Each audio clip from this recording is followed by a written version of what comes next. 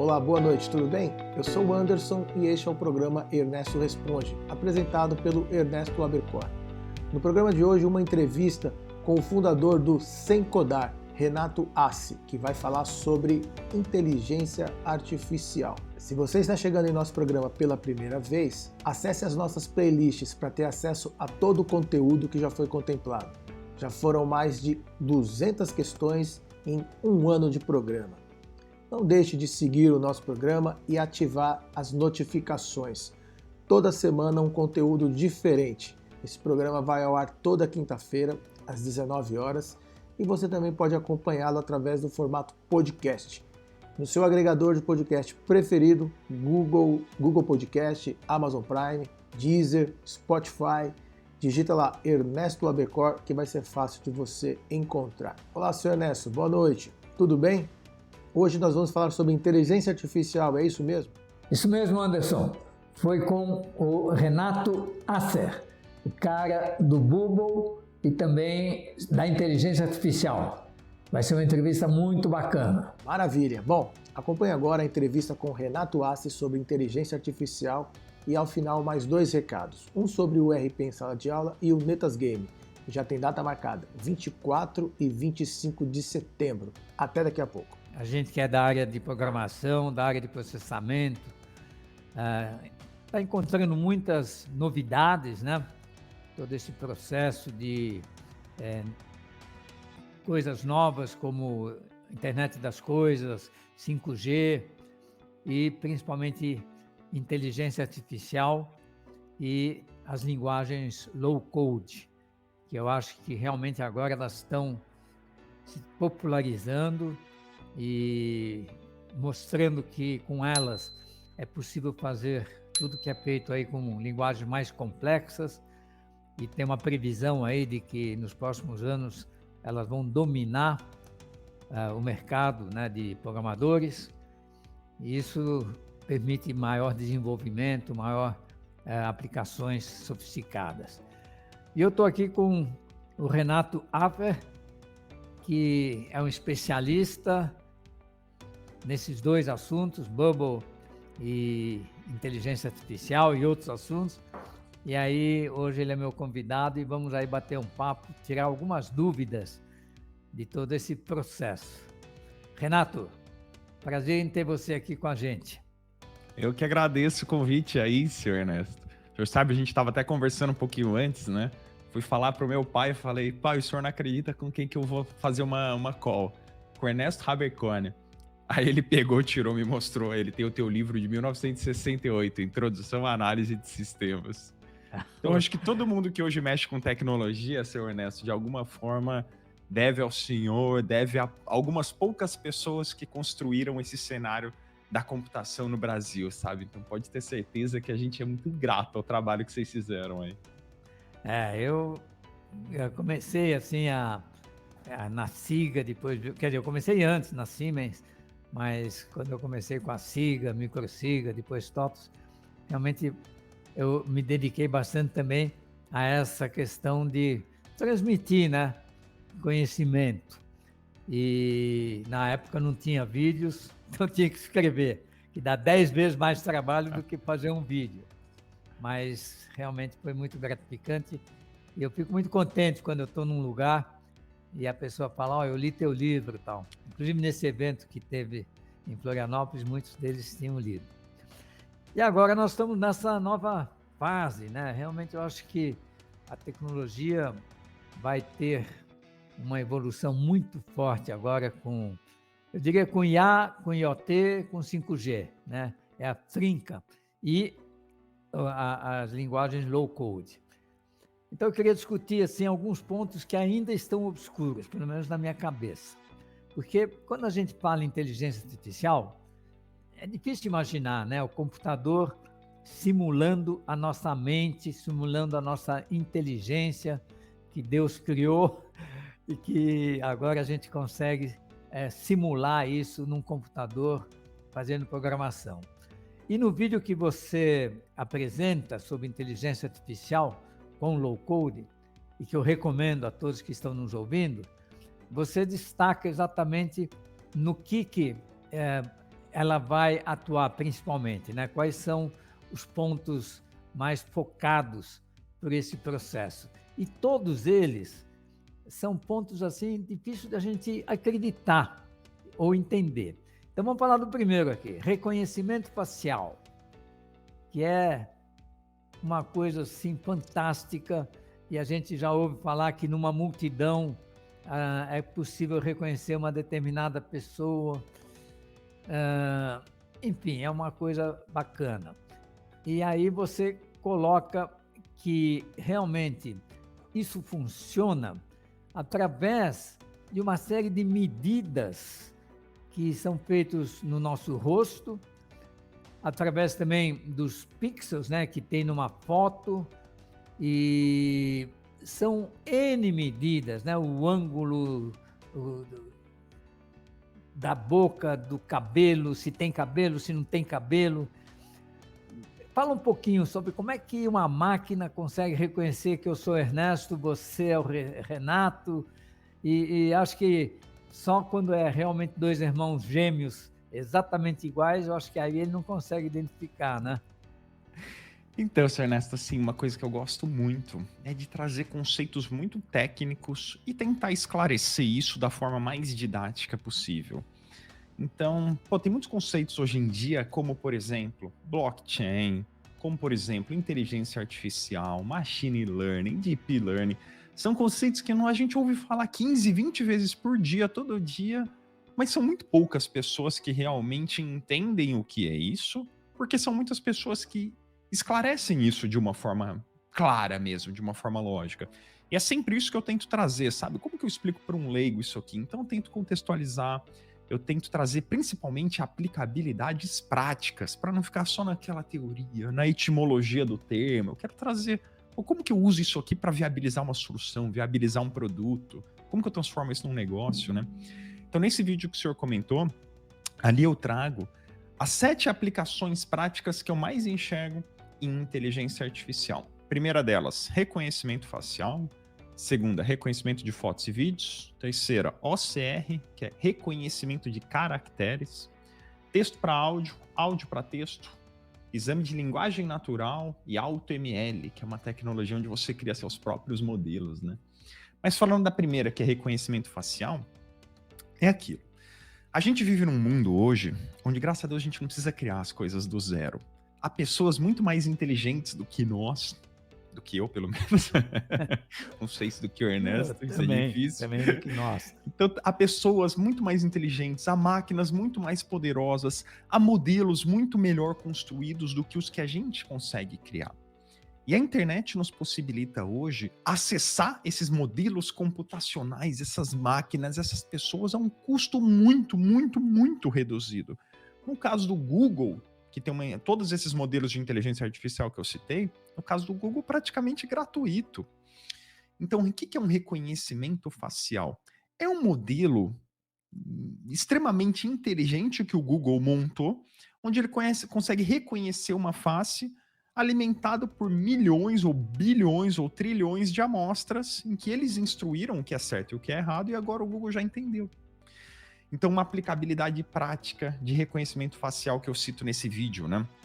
Existe uma seguradora que lá na Grã-Bretanha, chamada Zurich Seguros, obviamente, todo mundo conhece, uma multinacional.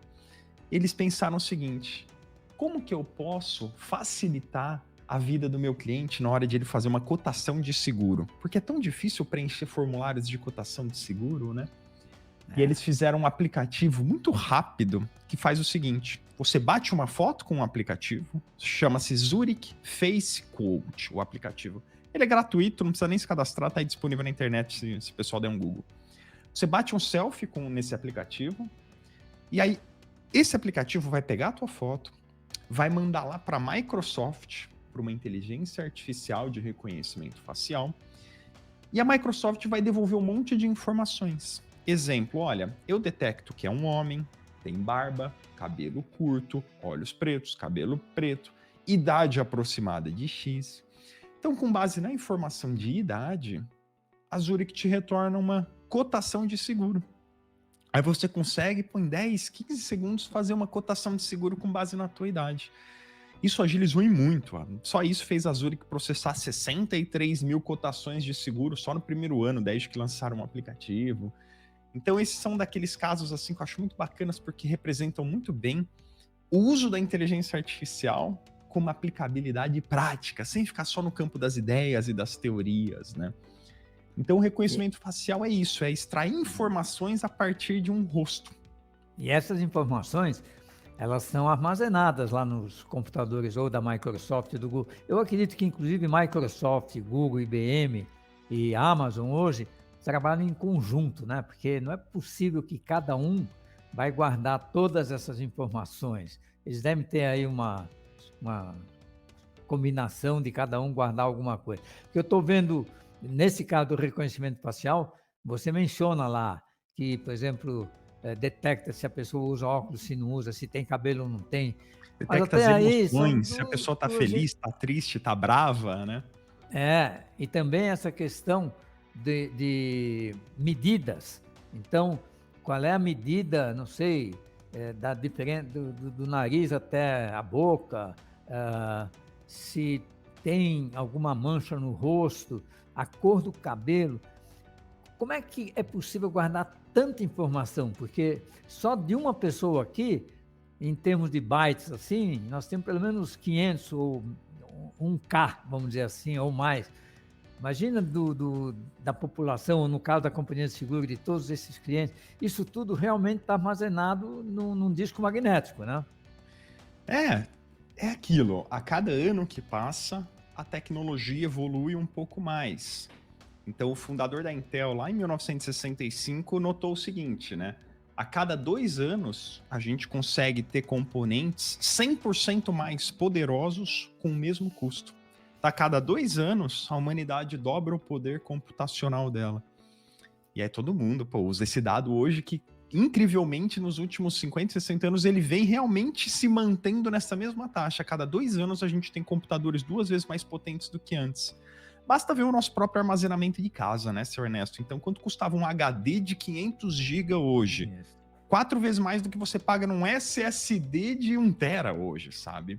Então, para todo mundo, tudo está ficando mais barato, tirando uma pequena crise de semicondutores que está hoje no mundo por conta de algumas guerras aí, mas são questões temporárias que aparecem até a tecnologia vir e trazer novas possibilidades para a gente, né?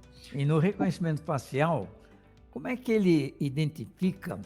Porque a pessoa, a gente tem o nosso rosto, mas a gente às vezes está bravo, às vezes está mais bronzeado, às vezes está mais contente, sei lá.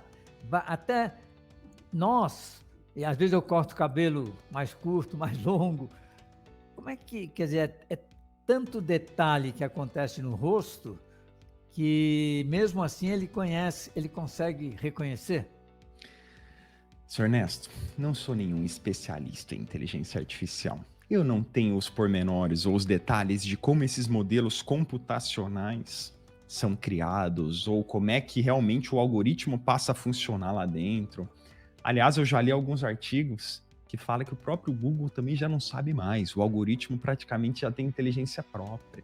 Esse artigo ele discutia como que funciona o algoritmo de distribuição de conteúdo do YouTube, né? Como que o YouTube escolhe divulgar esse vídeo e não esse. E o próprio Google falava, a gente não tem acesso a essa informação do algoritmo. Ele simplesmente acredita que aquilo ali vai performar, esse vídeo vai performar melhor que esse, mas eu não consigo analisar exatamente o porquê disso.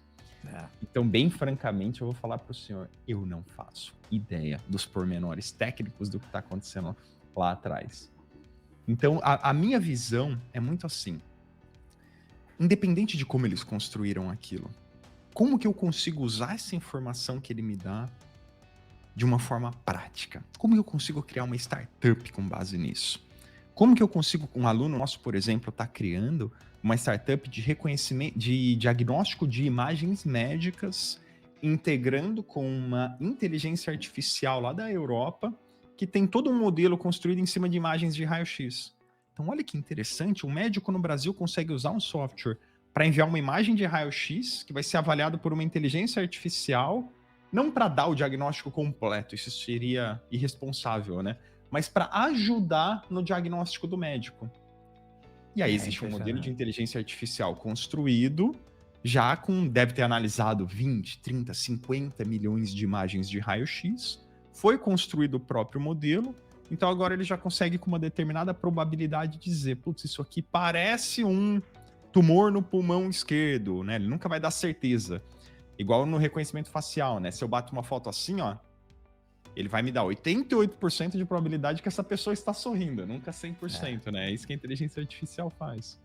Mas já está bem exato, né? Quer dizer, a gente dificilmente tem um erro. Vamos olhar o próximo aqui. Bom, o reconhecimento de fotos, eu acho que segue mais ou menos o mesmo padrão, né? Por exemplo, ele reconhecer qualquer objeto numa foto e dizer se aquilo é um... Assim como, por exemplo, no caso dos carros que não precisa de motorista, reconhece, né, todos os objetos que estão aí no caminho dele, se é uma placa, se é um sinal de trânsito, se é um outro carro. Isso aí ele reconhece como? Muito parecido com o reconhecimento facial, mas aí não é um modelo construído em cima de uma face, sim de objetos, de presenças, de imagens. Exemplos claros que o pessoal usa hoje. Muitos municípios instalam câmeras próximas a semáforos que identificam qual o tamanho daquela fila de carros atrás de um semáforo, né, seu Ernesto? Certo. Então, com base naquela quantidade de carros que a câmera enxerga na fila, ela corre aquilo em tempo real por um modelo que retorna o quê?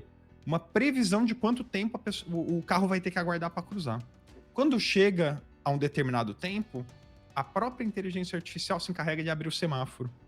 Então, deixa de ser controlado isso manualmente ou por um timer que segue alguma regra que ninguém pensou muito naquela regra, só tá lá 30 segundos, por exemplo. Então, o modelo de inteligência artificial espera chegar em determinado ponto ali até abrir o semáforo. Então, é um caso muito claro, assim, de enviar uma imagem ou um vídeo, extrair informações dessa imagem ou do vídeo e executar alguma tarefa com base nisso, né? Assim como, por exemplo, dois carros que, se seguissem a sua rota, se chocariam, reconhece um outro carro e ele aí pega e muda a direção do carro, né? Exato. A grande questão da inteligência artificial, o próprio nome diz, é inteligência artificial, né? Como que a gente processa as informações, né, seu Ernesto? Então, se eu estou dirigindo, eu estou enxergando o que na minha frente? Eu estou enxergando uma placa de pare, uma faixa de pedestre, um carro vindo dali. Meu cérebro já faz o processamento e ele entende que eu tenho que parar antes da faixa de pedestre e esperar aquele carro cruzar. Meu cérebro, a gente já está muito condicionado a fazer isso de forma completamente automática, né? A inteligência artificial é isso. Ela capta essas mesmas informações, entende o que são esses objetos, ela consegue entender que tem uma placa de pare. Nesse vídeo eu mostro, inclusive, na prática. Eu subo uma imagem, a inteligência artificial do Google me dá esses dados, né? Ele entende que tem uma placa de pare, ele entende que tem uma faixa de pedestre, ele entende que tem um carro, tem uma pessoa. E aí entra o quê? A programação do negócio para dizer o que fazer com essas informações. Aí é que o negócio pega, né? Então, placa de carro, pare aqui. Faixa de pedestre, pare 5 metros antes. Então, aí tem todo um processamento de informações do que eu faço com essas informações que a inteligência artificial me deu, né? Por isso que da mesma forma que a gente capta informações, processa e executa, a máquina é igualzinho. Capta informações, processa essas informações e executa alguma ação. É assim que funcionam os carros autônomos, numa escala infinitamente mais complexa do que eu tô falando, mas sob essa mesma base, né? Aí tem o OCR, né? O OCR, esse aí já é um método que é bem antigo, né? Porque eu me lembro, mais ou menos na década de 60, 70, na década de 70, eu trabalhava na Bull. A Bull é uma empresa francesa, né, de computadores e tal, e eu fui para a França e lá já estava o reconhecimento óptico do CMC7, que é o reconhecimento de números a partir de 7 barrinhas e da distância que elas estão. E o reconhecimento óptico agora, ele está um pouco mais perfeito, né? Ele consegue reconhecer uma letra ou um número que você escreve, mesmo que você escreva ele à mão, né? E você tem uma letra feia, quer dizer, você escreve, por exemplo, o número 8, mas só Deus é capaz de adivinhar que aquilo lá é um número 8, mas mesmo assim, a inteligência artificial, através do OCR, consegue reconhecer que aquilo é um número 8, né? Isso a gente vê na prática em estacionamentos mais modernos, onde a gente para o carro, aí o cupom já é impresso com a placa do teu carro, Sr. Ernesto. Fala, Exato. com reconhecimento óptico de caracteres, tem uma imagem clara, conseguiu entender ali, e aí ele já imprime aquilo na hora dentro do teu cupom de estacionamento. Então tem OCR muito clássico também, que é para pegar documentos impressos hoje em dia e digitalizar. E aí o pessoal não só escaneia os documentos hoje, não transforma só numa imagem. Ele consegue entender com base naquela imagem escaneada qual é o texto e transforma isso num dado estruturado para você conseguir utilizar esse texto para alguma coisa, né? Eu tenho um amigo aqui em Florianópolis, como o senhor falou, Florianópolis é a capital, a segunda maior capital do software do Brasil hoje, só perde para São Paulo em número de startups, eu acredito. Eu tenho um amigo que tem uma empresa aqui de inteligência artificial aplicada ao segmento jurídico. Eles criaram um dos maiores softwares jurídicos hoje do Brasil, que todos os tribunais usam, assim. E aí, o que eles fazem? Você joga qualquer informação de documento lá, seja analógica, seja digital, ele extrai todas aquelas informações e processa os dados. Então, eles têm um modelo gigantesco já de milhões de ações do Brasil inteiro. Aí eles conseguem, por exemplo, te ditar, se você for lá e falar assim, eu tenho um caso aqui de um problema na vara civil, primeira vara de Florianópolis. Esse software consegue te dizer, com base naquelas informações do teu documento, qual é a probabilidade de ganho de causa, qual é, por exemplo, a vara com menor tempo hoje para executar aquele procedimento. Então ele te traz um monte de informações, um processamento de informações muito, muito avançado em cima de uma série de informações. E certamente, logo a inteligência artificial vai julgar, quer dizer, vai substituir realmente o juiz, né? Já acontece. Então, já acontece em testes, já acontece, nunca de forma decisiva. Eu não conheço nenhum caso hoje, para ser sincero, senhor Ernesto, de um julgamento decisivo por uma IA. Né? Acho que não estamos nesse ponto ainda. Mas eles emitem julgamentos a partir de para assessorar o juiz.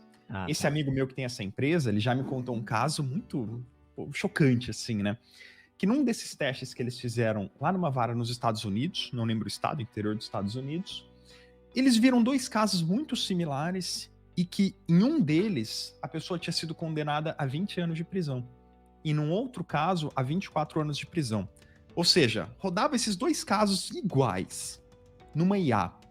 Só que para essa ele dava condenado a 20 anos e nessa aqui dava condenado a 24 anos. Como que a IA te dá essa informação? Com base em 50 milhões de outras ações. Ela vai analisar os detalhes daquilo, vai entender quais foram as penas já dadas a essas pessoas no passado. E eles não estavam entendendo o porquê disso. Aí eles foram desconstruir os fatores que levaram a essas decisões da IA, né? E aí eles entenderam que o único fator de diferença do 20 e do 24 anos é que nos 24 anos a pessoa condenada era negro. Putz, mas então a IA é racista? Não. Mas claramente existia um histórico racista em todas as decisões de julgamento que vinham antes. Aí eles tiveram que fazer o quê? Por uma questão ética, excluir o fator etnia da pessoa na hora de se pensar no julgamento dela, entendeu? Então você vê como a gente começa a entrar até nas questões éticas de uma inteligência artificial, teoricamente perpetuando algo que não deveria perpetuar, né, Sr. Ernesto?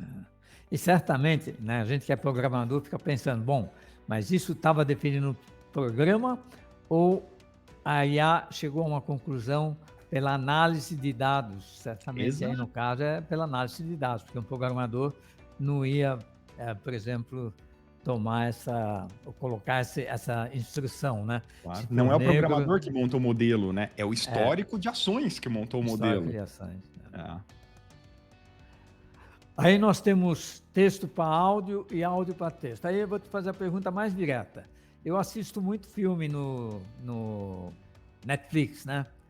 E aí eu vejo as traduções, quer dizer, aquela tradução que aparece num filme que está se falando, por exemplo, em inglês, que aparece lá embaixo, aquilo não foi uma pessoa que fez, foi a IA. No Netflix, até onde eu sei, posso estar falando abobrinha, mas até onde eu sei, no Netflix foi uma pessoa. No YouTube, foi uma IA. O YouTube tem um recurso de legendas automáticas. Tanto é que você vê que o YouTube comete falhas, né? Se a gente colocar esse vídeo aqui no YouTube, seu Ernesto, e a gente vai colocar, se você ligar as legendas automáticas, vai ter um monte de coisa errada. Vou falar meu nome aqui, Renato Assi. Assi é A-S-S-E. Provavelmente ele vai traduzir como, Assi, A-C-E, ele não vai traduzir corretamente, porque é uma inteligência artificial, ele faz o melhor possível, mas nunca vai ser perfeito, né? Realmente no YouTube, hoje não é muitas perfeito. vezes. E aí, mas no Netflix, Netflix, até onde eu sei, é uma pessoa, porque é para ter a pessoa. garantia de uma legenda 100% feita. O que eu sei que é uma IA, o senhor sabe quando o senhor tá assistindo um seriado, senhor Ernesto, aí começa aquela vinheta do seriado, assim, aquela apresentação, que aí você pode pular a introdução? Sei. Isso é uma IA. Então a IA entende o começo e o fim daquela apresentação. Aí ela já monta como se fossem 2 checkpoints, assim, 2 capítulos, né? Pum, pum. E aí não precisa uma pessoa ir lá manualmente dizer onde tá o começo e onde tá o fim da apresentação. Aquilo é uma IA. Porque aquilo é mais fácil de identificar, né? Mas o fato é que a IA sempre se baseia em fatos lógicos, né? E exatamente num dicionário de informações, quer dizer, em arquivos imensos que tem toda a informação e ela pesquisa e chega a uma conclusão. Exato. Assim como nós falamos na tradução da voz para escrita, o que, como você falou, no YouTube é feito por IA e que ainda não está 100%, e a linguagem natural, quer dizer, a IA consegue se expressar. Ela consegue entender o que você está tentando expressar. Então, o que é a análise de linguagem natural em inteligência artificial? É quando você coloca lá um texto, um livro, uma frase, um trecho, uma sentença, enfim, algum bloco de texto lá. E aí, a análise de linguagem natural vai tentar... Primeiro, ele consegue catalogar toda aquela frase numa questão semântica, então ele vai entender exatamente onde estão os verbos, os adjetivos, os substantivos. Ele entende exatamente como foi construída aquela frase. Aí ele toma um monte de conclusões lógicas para falar o seguinte: isso aqui é uma pessoa, isso aqui é uma empresa, isso aqui é um local. Então ele consegue extrair trechos de informação dali. E ele consegue detectar um sentimento por trás daquele texto. O exemplo que eu dou no vídeo é assim, né? Vamos dizer que você tem um software, por exemplo, que auxilia empresas no atendimento a clientes. Se você rodar um algoritmo de linguagem natural em cima de uma devolutiva de um cliente, o cliente vai lá e fala: pô, que atendimento fantástico. A análise de linguagem natural entende que aquilo ali com 90% de probabilidade tem um sentimento muito bom. Ótimo, você entende aquilo como um feedback positivo. Mas se a pessoa vai lá e xinga o teu atendente, eu dou um exemplo disso no vídeo, na prática ali, aí ele, com 70% de probabilidade, isso aqui é um sentimento negativo. Então, novamente, né, como que você vai aplicar isso na prática? Você poderia, detectando que o teu cliente está te dando um feedback negativo, você já poderia, por exemplo, criar um software que abre um chamado para que algum gerente, supervisor ou diretor avalie aquilo. Você pode catalogar cada atendente teu com base numa análise de linguagem natural dos clientes dela. Você vai perceber que um atendente teu, com certeza, tem as melhores análises de feedback de cliente, e um outro atendente tem as piores. Faça o que quiser com essa informação, mas a inteligência está te dando essa informação, né? Como você vai aplicar, vai da tua criatividade. Agora, por exemplo, se eu entro lá no Alexa e pergunto: Alexa, quem ganhou o jogo São Paulo e Palmeiras? Isso aí se eu não der também detalhe, se foi o último jogo ou o jogo do dia tal, ela não me responde corretamente. Eu preciso realmente dar um detalhe para ela identificar que jogo entre São Paulo e Palmeiras é que eu estou perguntando. E isso ela interpreta São Paulo, Palmeiras, vai no arquivo e busca essa informação. É isso?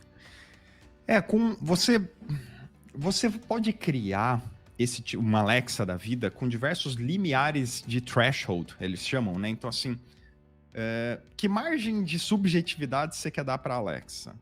A Alexa aqui da minha casa, por exemplo, ela tem uma subjetividade boa. Se eu pergunto um negócio desse, ela vai fazer uma pesquisa no Google e vai me responder a primeira coisa. Tipo assim, com base no Google, vai me responder o primeiro resultado que veio do Google. Ela não se compromete com nada, tá. entendeu? Entendi. Então aí é que tá. Só que o que levou ela a fazer uma pesquisa no Google? A inteligência artificial de que você está fazendo uma pergunta não catalogada em registros dela. Porque se você fala, Alexa, me conte uma piada, aí ela não vai pesquisar no Google. Ela vai pegar dentro de um histórico interno dela, de piadas, né? E vai te responder com base naquilo. Então, dependendo do que você fala, ela se comporta de uma forma diferente, né? Essa pergunta tua fez ela fazer uma pesquisa no Google. Vai achar. Aliás, uma recomendação aqui, pessoal, não deem ao seu filho mais o nome de Alexandre, que foi o que eu fiz. Aí o apelido dele é Alex, né? Normal. Então, toda hora que eu chamo ele, Alex, o meu aparelho lá, o Alexa, começa a falar. Começa a falar sozinha, né? Falar sozinho. E esse AutoML, aí o último ponto que você coloca como sendo... até você diz que isso não dá para mostrar assim de imediato, porque tem um certo processamento, né? AutoML é o seguinte, né? É quando você não necessariamente depende de modelos já criados. Porque a inteligência artificial nada mais é do que isso, né, Sr. Ernesto? É um modelo já criado que você acessa. Então, existem inteligências artificiais de tudo quanto é tipo hoje. Existem modelos já criados de catálogos de pássaros. Então, é um modelo de inteligência artificial que já processou 50 milhões de imagens de pássaros, sabe exatamente que essa foto é um pássaro X, essa foto é um pássaro Y. Aí você vai lá e joga qualquer foto para esse modelo, o modelo vai te dizer isso aqui, cara, com 99% de probabilidade é um bem-te-vi. AutoML é quando você quer criar o seu próprio modelo. Então eu quero ir lá e inserir as minhas bases de dados para botar esses computador forte aí para processar o máximo possível para ele entender as correlações que existem. E aí depois eu vou extrair informações.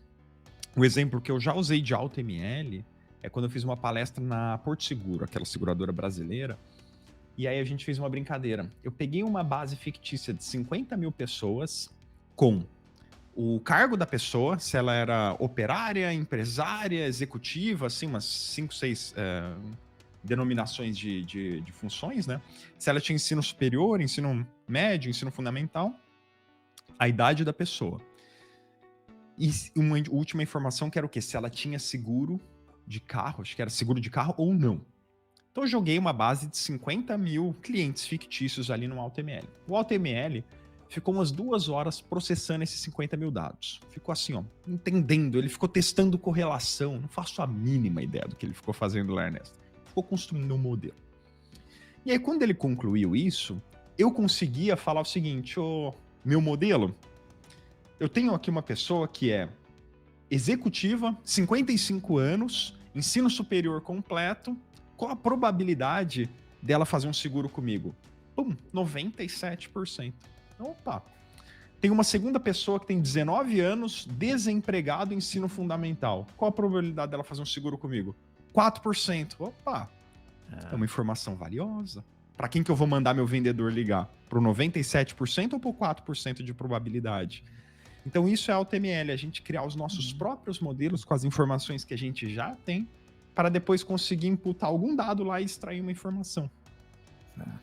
E aí, pessoal, essa é uma dica fantástica, porque agora que é possível você desenvolver tudo isso que nós estamos falando aqui em Bubble, que é uma linguagem super fácil, não é uma linguagem praticamente, é um low code, ou no code, e você tem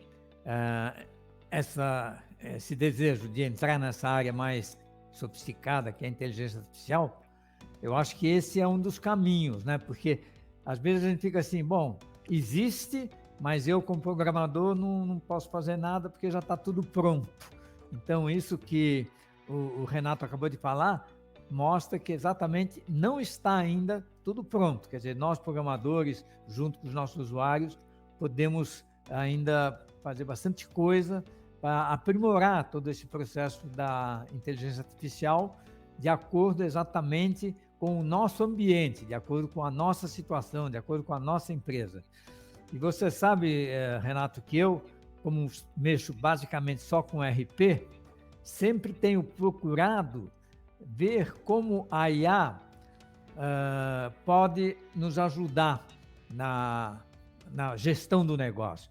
E realmente a gente desenvolveu aí uma pequena rotina de inteligência artificial dentro do RP Flex, que já permite a pessoa perguntar qual foi o faturamento desse mês, ou do mês de maio, ou do mês de junho, qual foi a despesa, quanto é que é o contas a receber, quer dizer, informações bem focadas para você ter uma informação perguntando, né, via IA. Só que um cliente nosso falou, olha, eu quero que a IA me diga como é que eu faço para aumentar meu lucro. Aí complica, mas aí nós já demos uma solução para ele. Quando ele pergunta assim, o que eu faço para aumentar meu lucro? A IA responde, aumenta o faturamento e reduz a sua despesa. Simples assim. Regras universais, sempre vai Regras funcionar. universais. Renato, Mas percebe como a gente consegue, só com o que a gente falou aqui, já vai abrindo um pouco a nossa cabeça? Então, pô, eu tenho um RP, meu cliente está me pedindo como que eu posso aumentar a minha lucratividade. E se eu oferecesse um serviço extra, caro, para esse usuário, onde eu pegasse, o cliente, quantos, meu cliente do meu ERP, né? Quantos clientes você tem? Ah, eu já tenho 150 mil pedidos feitos aqui na minha loja. Me manda essa base de dados, que eu vou criar um modelo de inteligência artificial, e toda vez que cair um novo lead para você, eu vou comparar com esse modelo. Aí eu vou te dizer qual é a probabilidade daquele cara vir a fechar um negócio contigo. Porque aí, com base nisso, você consegue dedicar a tua equipe de vendedores aí a dar um pouquinho mais de atenção, que é aquilo, vendedor você conhece, né, Ernesto? Vendedor, às vezes ele só fica no WhatsApp. Você pede pro vendedor passar a mão no telefone, o vendedor... Mas, pô, para esses caras aqui com acima de 90% de probabilidade, talvez a empresa possa pedir pro vendedor realmente ligar. Só isso, se aumentar o ticket ou a receita dele em 1%, pô, às vezes 1% de aumento na receita é 10% de aumento no lucro, né? Então você entrega essa solução. Isso aí me lembra uma situação que eu tinha um vendedor, e aí eu cheguei lá de manhã, às 9h30 da manhã, ele estava sentado na mesa dele lendo jornal. Aí eu bati na mesa, falei, pô, Rafael, você não está aí trabalhando, está lendo jornal, você tem que vender e tal. Ele falou, mas eu estou vendendo. Eu falei, como você está vendendo? Você está lendo jornal? Não, eu estou esperando o telefone tocar. Faz parte do trabalho. Mas é isso. Muito boa a entrevista. Gostei bastante. Na próxima vez que eu for para Florianópolis, eu vou te visitar. Se você vier para São Paulo, estamos aqui na Brasleme. Venha nos visitar. E eu recomendo, pessoal, assistam os vídeos do Renato, porque são realmente todos muito bons. E essa linguagem boba aí tá indo bem? Ela tá vendendo bastante? Tem bastante gente usando? São mais de 2 milhões de usuários no mundo hoje. E na última pesquisa salarial de programadores, a de 2022 agora, que foi feita por um canal de programação do YouTube chamado Código Fonte TV, nessa pesquisa salarial, eles elencaram as 80 tecnologias mais populares no Brasil hoje. Bubble apareceu em 15º lugar no Brasil, com uma média salarial de R$ 7.418.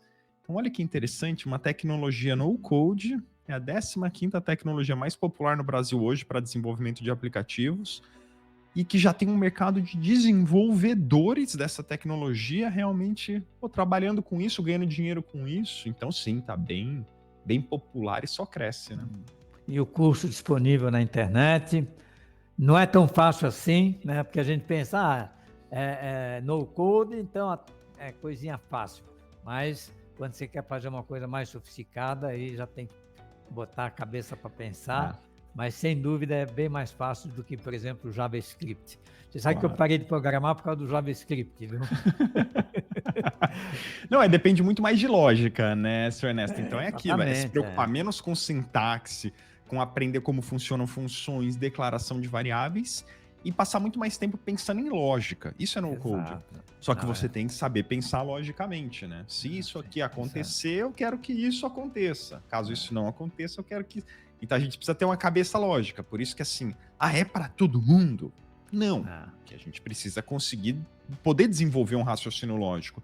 Mas basicamente eu falo o seguinte, para a pessoa que já domina um pouco de Excel, que já consegue trabalhar com uma planilha, já está mais do que qualificada para conseguir desenvolver aplicativos com Bubble. Isso eu vejo na prática diariamente.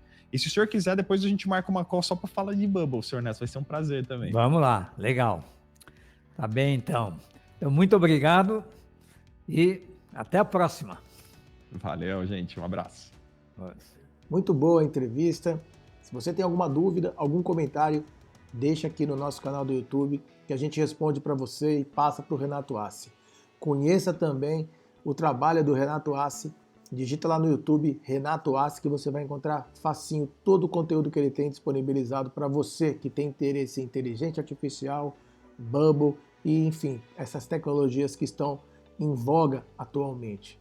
Senhor Ernesto, fala agora sobre o ERP em sala de aula. Novamente a gente está com a turma aberta, está funcionando aí para todo tipo de público. Pessoal, já está no site rpemsaladeaula.com.br o exercício que realmente te ensina como funciona um RP. E agora qualquer pessoa pode fazer consultando ou acessando esse site, rpemsaladeaula.com.br. É um exercício completo em que você vai ter uma facilidade incrível em entender os detalhes de um RP. Bom, e agora, senhor Ernesto, fala sobre o Netas Game, que está chegando aí, né? Dia 24 e 25 de setembro, as inscrições estão para abrir, muitas pessoas já se inscreveram na pré-venda, né? E você que ainda não conhece o Netas Game, presta atenção aí no recado do Ernesto. Pessoal, já se inscreveu no Netas Game? Vai ter uma próxima jornada no final do mês de setembro, lá no Spaventura. Já temos um grande número de pessoas interessadas. Não perca essa oportunidade. Futebol, vôlei, basquete, corrida de bike, natação, beach tênis. São 8 atividades esportivas para você se divertir. Acesse o link que está sendo apresentado aqui embaixo. Mais uma vez, muito obrigado pela sua audiência. Não deixe de acompanhar as redes sociais do Ernesto, não deixe de seguir o nosso canal, ativar as notificações e compartilhe esse conteúdo. Até a próxima semana. E, senhor Ernesto, deixe aqui também o seu boa noite para a nossa audiência e também até a próxima semana. Pessoal, boa noite. A gente espera que tenha sido do agrado e eu prometo que nós vamos ter mais Ernesto Responde falando desse tema, porque ele está na moda.